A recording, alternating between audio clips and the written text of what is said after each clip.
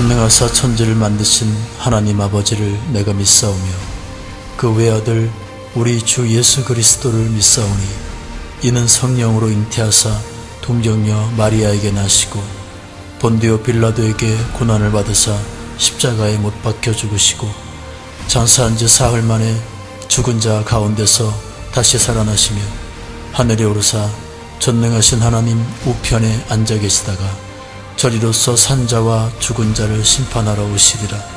성령을 믿사오며 거룩한 공회와 성도가 서로 교통하는 것과 죄를 사하여 주시는 것과 몸이 다시 사는 것과 영원히 사는 것을 믿사옵나이다. 아멘.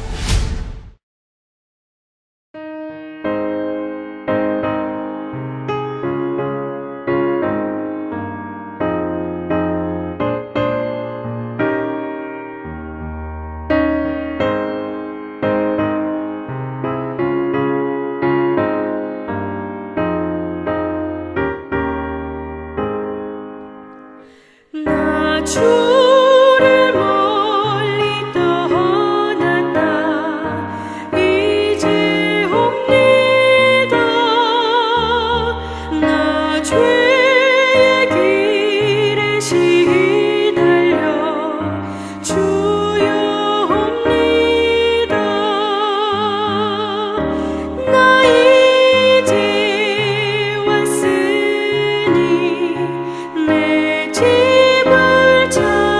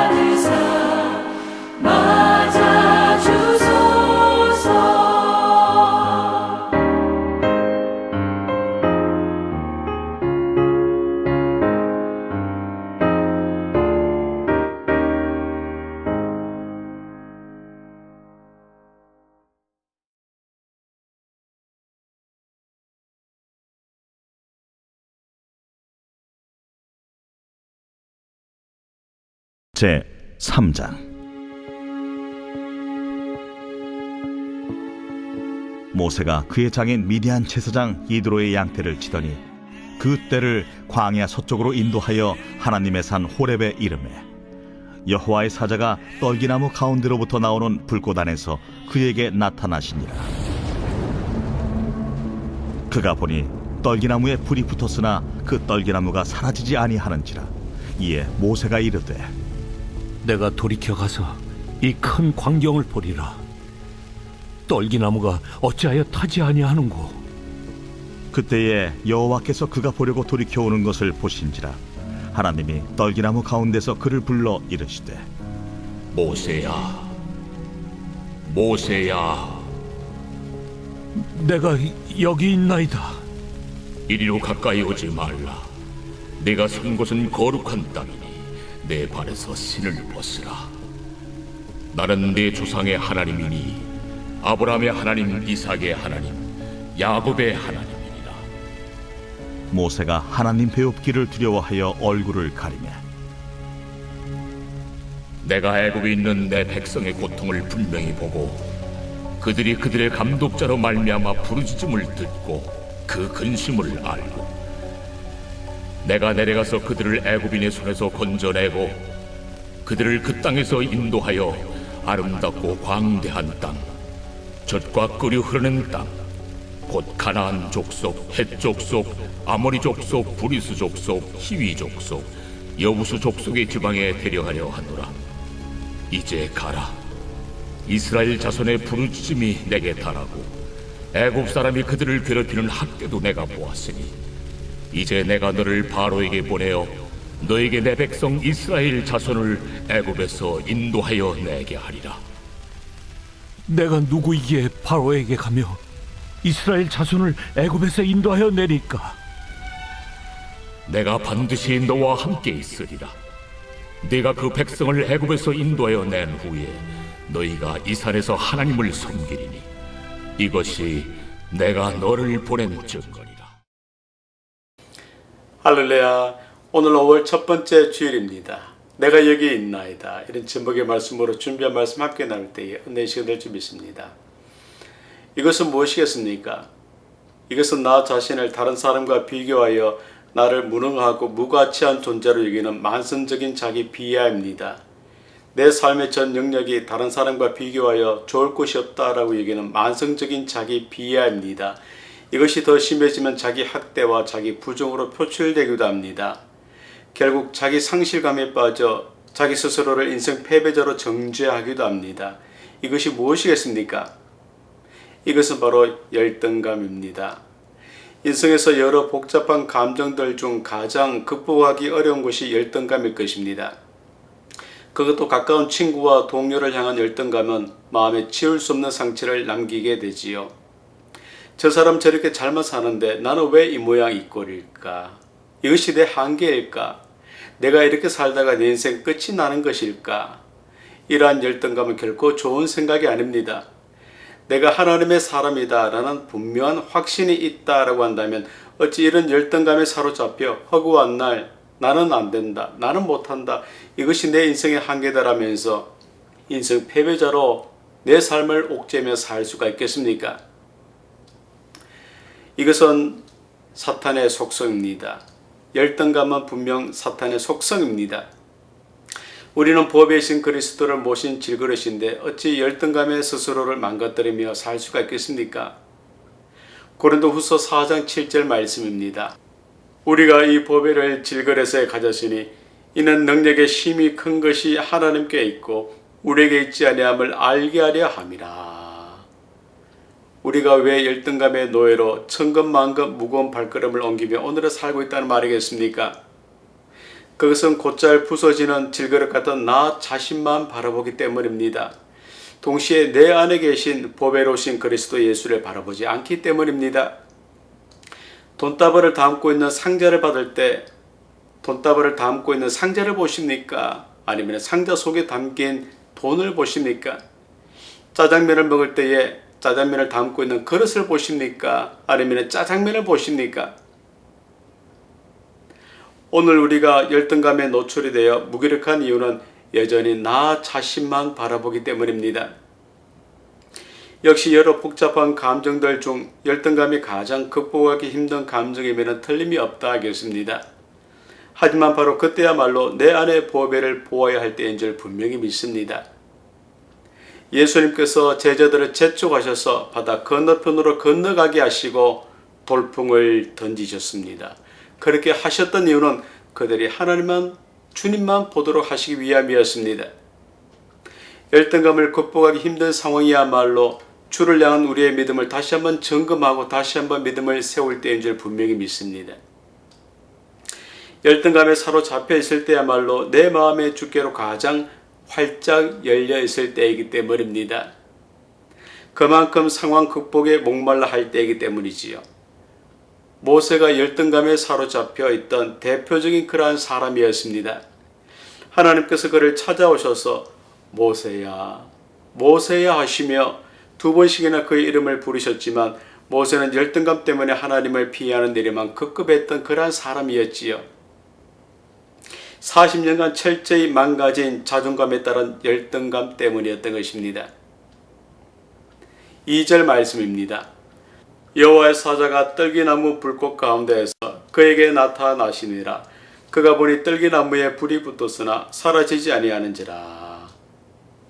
본문은 하나님께서 마침내 모세를 호렙산으로 부르셔서 그에게 출애굽의 사명을 맡기시는 장면입니다. 하나님께서 바싹 메마른 그러한 광야, 삭막한 광야에서 사람을 죽인 살인자로, 도망자로, 양을 치던 목동으로 살던 모세를 그의 인생에 꽃을 피우시겠다라고 분명히 말씀해 주셨습니다. 그런데 심각한 문제가 발생하고야 말았습니다. 모세가 이대로가 좋사오니 이대로만 살게 하옵소서라며 꽃을 피우시겠다라는 하나님의 뜻을 거절하였기 때문이었습니다. 그래서 모세는 두려운 마음으로 11절에서 이렇게 고백을 했습니다. 모세가 하나님께 고하되 내가 누구간데 바로에게 가며 이스라엘 자손을 애굽에서 인도하여 내리까. 성도 여러분, 꽃을 피우시는 분은 우리 하나님이십니다. 물론 화사하게 피어났던 꽃을 시들게 하시는 분도 하나님이십니다. 그 하나님, 인생을 흥하게도 하시고 망하게도 하시는 모든 인생의 아도나이 하나님께서 모세의 인생에 꽃을 피우시겠다라고 분명히 말씀해 주셨는데 모세가 하나님의 말씀을 거절하고야 말았습니다. 6절 후반절에서 모세가 하나님 배웠기를 두려워하여 얼굴을 가리우매라고 하며 심지어 자신의 얼굴을 가리기까지 했던 사람이 모세였습니다. 모세가 이렇게까지 반응했던 이유가 무엇이었겠습니까? 떨기나무에 불이 붙었지만 사라지지 않는 기적을 보면서도 너의 선 곳은 거룩한 땅이니 내 발에서 신을 벗으라라는 말씀을 들으면서도 모세가 하나님의 말씀을 거절했던 이유가 무엇이었겠습니까? 모세는 자신이 아름다운 꽃으로 새 단장 재탄생할 만한 사람이 못 된다라고 자기 비하를 해버리고야 말았습니다.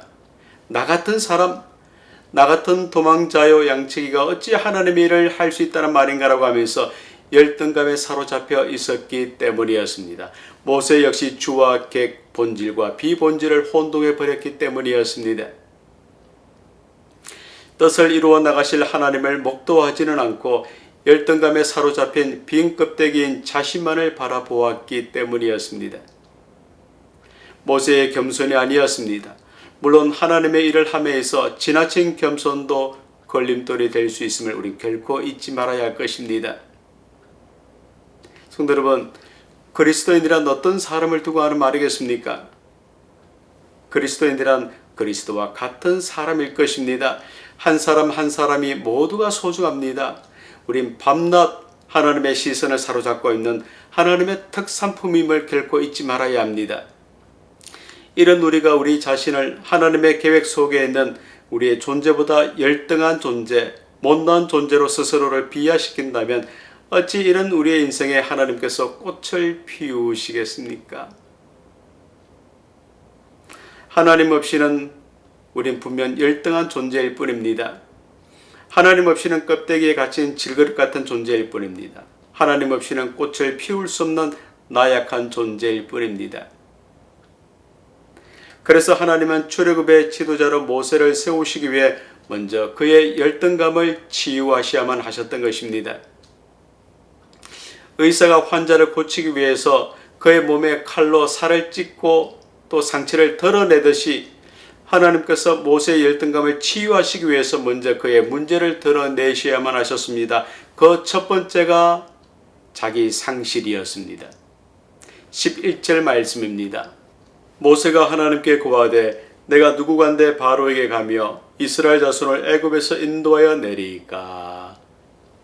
하나님은 모세의 열등감을 치유하시기 위해 그를 부르신 목적을 9절과 10절에서 말씀해 주셨는데 그에 대한 반응이 바로 11절 말씀이지요.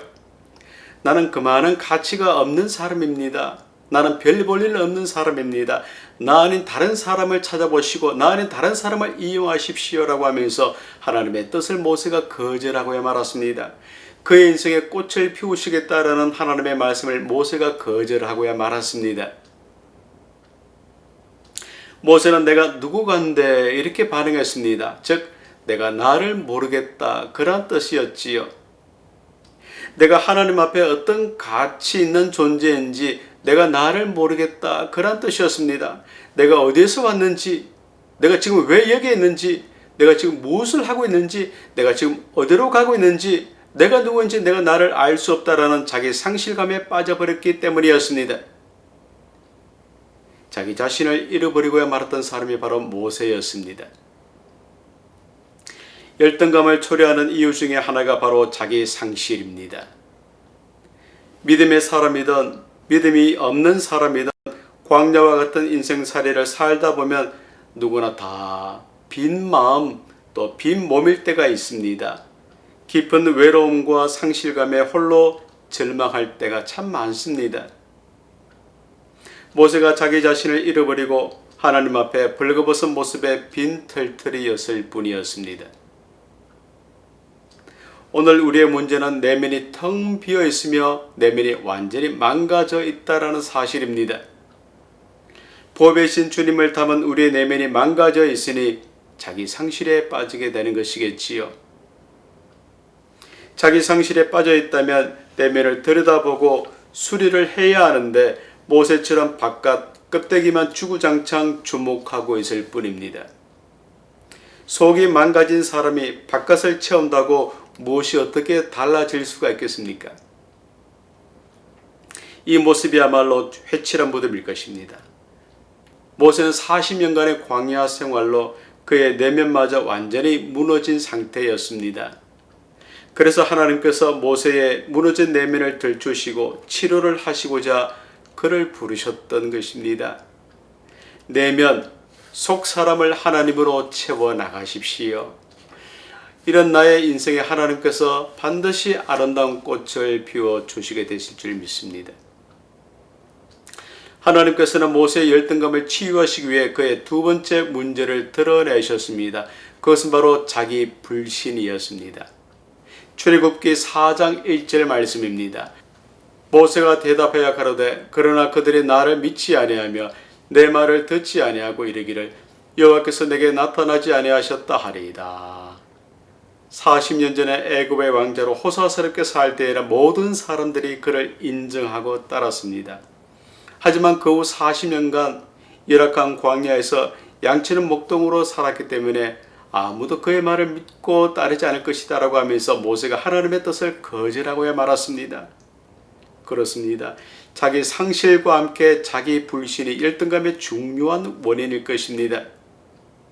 내가 나를 믿지 못하는 자기 불신, 참 무슨 자기 회피이자 자기 부정일 것입니다. 할 수 있다, 반드시 해낼 것이다 라는 믿음이 있어도 힘든 것이 인생살이인데 자기 불신이 계속 반복된다면 삶이 망가지고야 말 것입니다. 모세가 광야에서 하루 이틀 한두 달도 아닌 1, 2년도 아닌 40년간 도망자로 양치기로 살면서 철저히 자신을 불신하는 자기 불신 상태에 빠져들고야 말았습니다. 다시 일어설 수 있을까?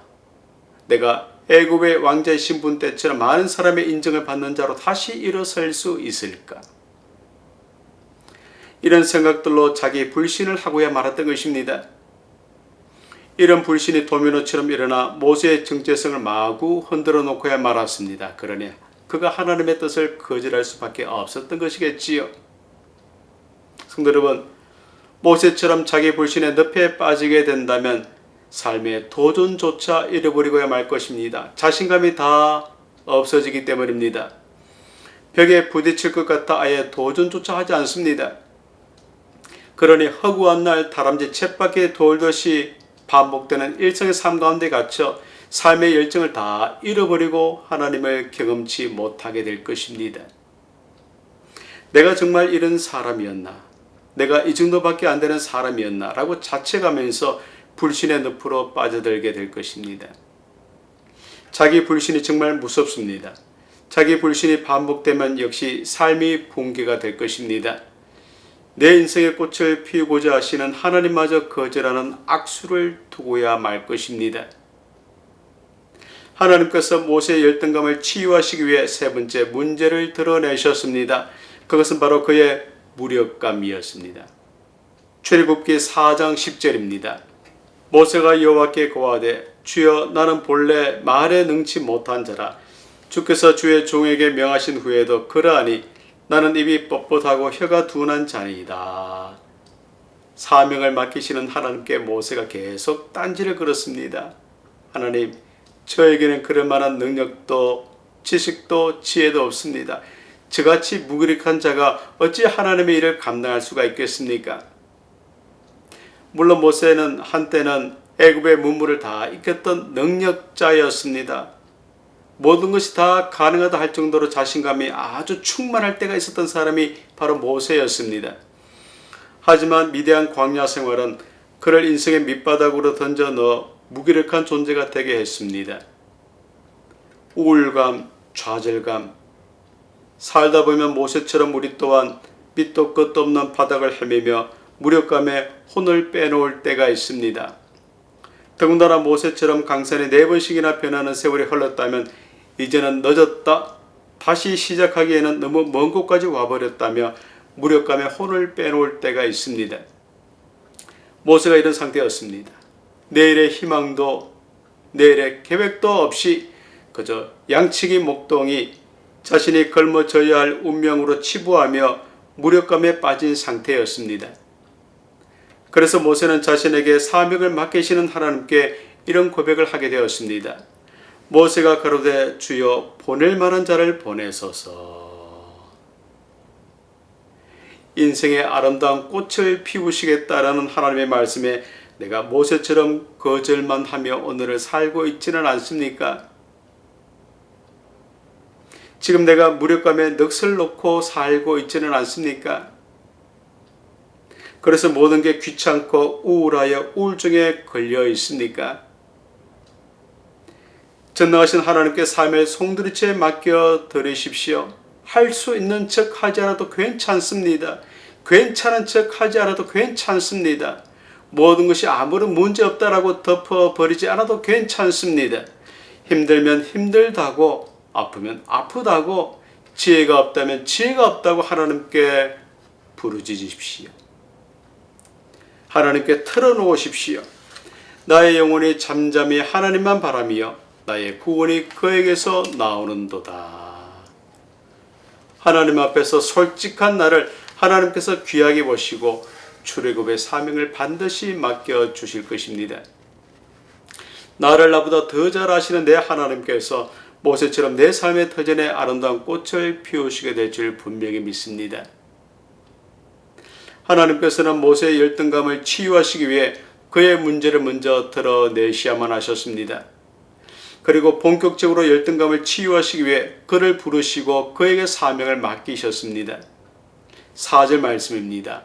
여호와께서 그가 보려고 돌이켜 오는 것을 보신지라 하나님이 떨기나무 가운데서 그를 불러 가라사대 모세야 모세야 하시매 그가 가로되 내가 여기 있나이다. 성도 여러분, 모세는 미디안 광야에서 40년간 자신을 속이며 살아왔습니다. 이런 그의 이름을 누가 불러주기나 했겠습니까? 김춘추 시인의 꽃이라는 시의 내용입니다. 내가 그의 이름을 불러주기 전에는 그는 다만 하나의 몸짓에 지나지 않았다. 내가 그의 이름을 불러 주었을 때 그는 나에게로 와서 꽃이 되었다. 하나님께서 하나의 몸짓에 불과했던 모세를 불러 주셨습니다. 그것도 모세야, 모세야 하시며 2번씩이나 그의 이름을 불러 주셨습니다. 흙 속의 진주는 흙 속에 그냥 그대로 있을 수가 있습니다. 하지만 하나님께서 흙 속에 묻혀있던 그 모세를 부르셔서 그에게 출애굽의 사명을 맡기심으로 그가 진주 같은 존재로 다시 태어나게 되었습니다. 성도 여러분, 모세를 2번씩이나 부르셨던 그때 그 하나님께서 내 이름을 2번씩이나 부르십니다. 흙 속에 진주처럼 묻혀있던 나를 진주로 사용하시기 위해서 내 이름을 2번씩이나 부르십니다. 그 부르심에 귀를 기울이지 않으시렵니까? 이름값을 해야 하지 않겠습니까? 언제까지 열등감에 묻혀 살 수만은 없지 않겠습니까? 모세를 부르신 하나님께서 그에게 사명을 맡기셨습니다. 10절입니다. 이제 내가 너를 바로에게 보내어 너로 내 백성 이스라엘 자손을 애굽에서 인도하여 내게 하리라. 삶의 존재 이유와 목적을 알기를 간절히 소망하십니까? 그렇다면 모든 생각은 하나님으로부터 시작해야 합니다. 왜냐하면 우리는 하나님의 뜻을 따라 하나님의 목적을 성취하기 위해서 창조되었기 때문입니다.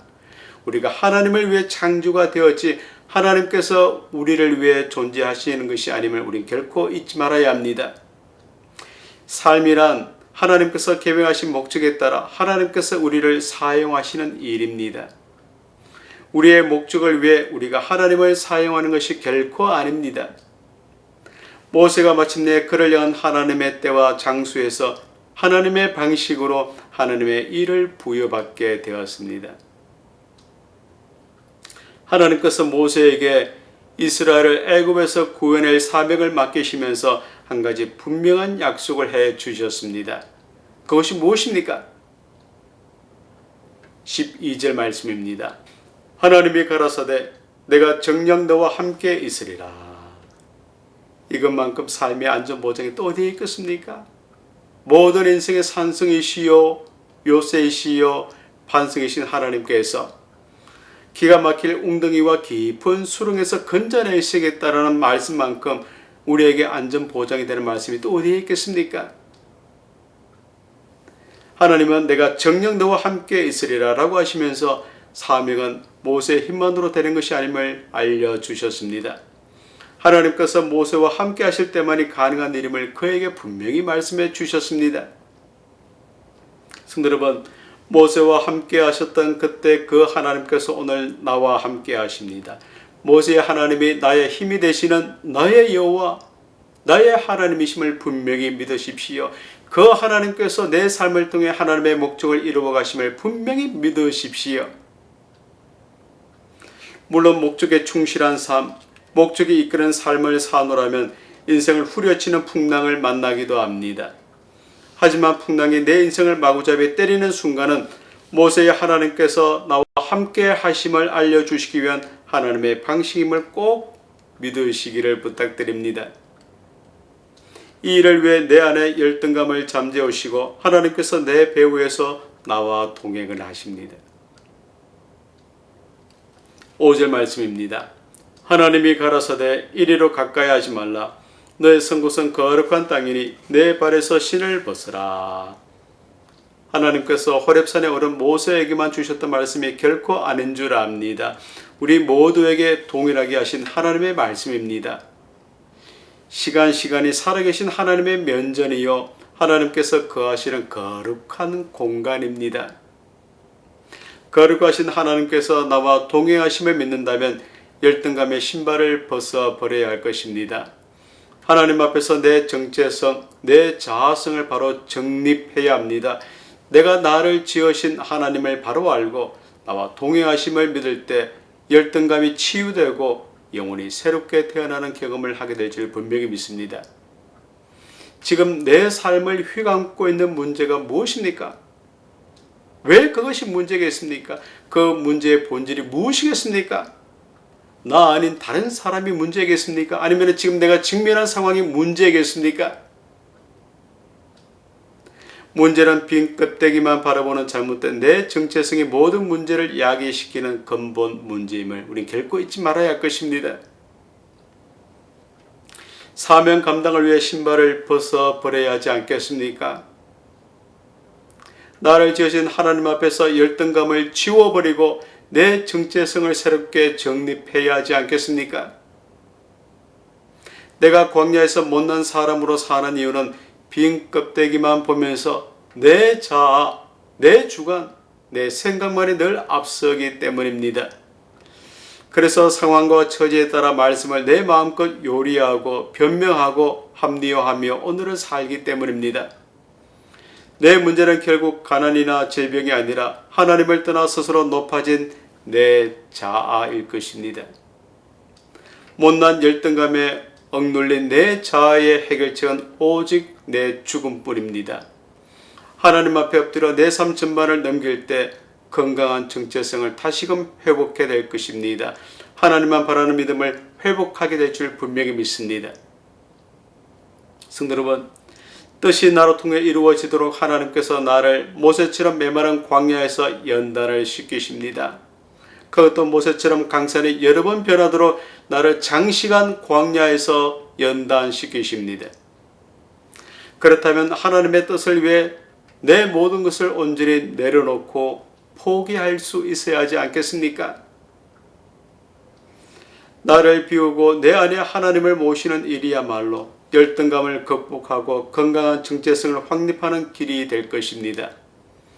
내가 상황을 통제하고 또 상황을 이끌고자 하는 이상 하나님의 계획이 아닌 내 계획을 고집하는 한 나는 꽃피는 인생을 결코 기대할 수 없게 될 것입니다. 너는 마음을 다하여 여호와를 신뢰하고 내 명체를 의지하지 말라. 너는 범사의 그를 인정하라. 그리하면 내 길을 지도하시리라. 말씀을 증대합니다. 하나님께 필요했던 사람은 애굽의 왕자 모세가 결코 아니었습니다. 하나님께 필요했던 사람은 애굽의 문물을 다 익히고 모든 사람의 칭송과 존경과 인정을 받았던 모세가 결코 아니었습니다. 하나님께 필요했던 사람은 때 묻은 신발, 쥐약된 신발을 벗어버렸던 한 사람 모세였습니다. 하나님만 바라고 하나님만 의지하고 하나님의 뜻을 이루길 소망하는 모세가 필요하셨던 것입니다. 하나님의 이름만 내세우는 모세, 하나님으로만 배부른 모세가 필요하셨습니다. 내가 정녕 너와 함께 있으리라 라는 말씀으로 충분한 모세가 필요했습니다. 하나님께서 모세를 광야에서 장기간 연단을 시키신 이유입니다. 이런 하나님의 세밀한 뜻을 알지 못한 모세는 열등감의 포로가 되고야 말았습니다. 사람을 죽인 살인자, 도망자, 그리고 양치기 목동이라는 사실로 자신을 비하시키는 열등감의 포로가 되고야 말았습니다.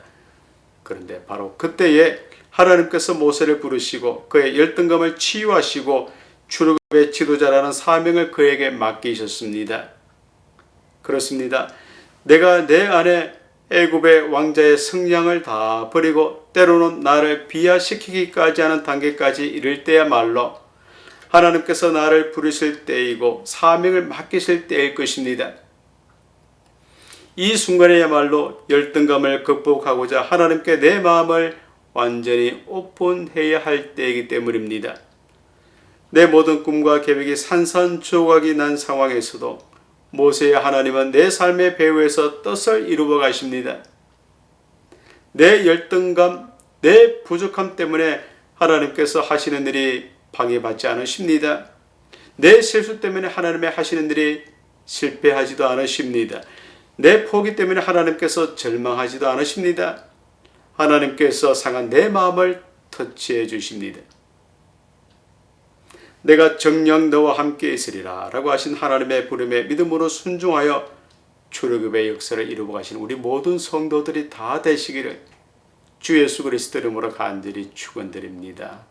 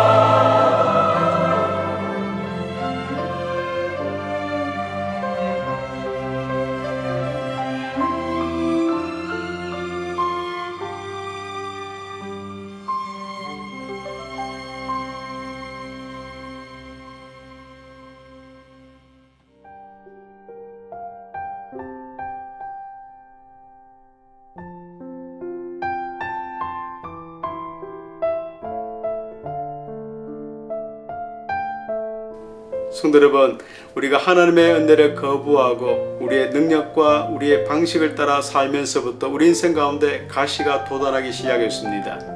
고통의 가시는 우리에게 너는 하나님의 도움 없이 살겠느냐? 너의 능력과 너의 생각을 쫓아 살겠느냐?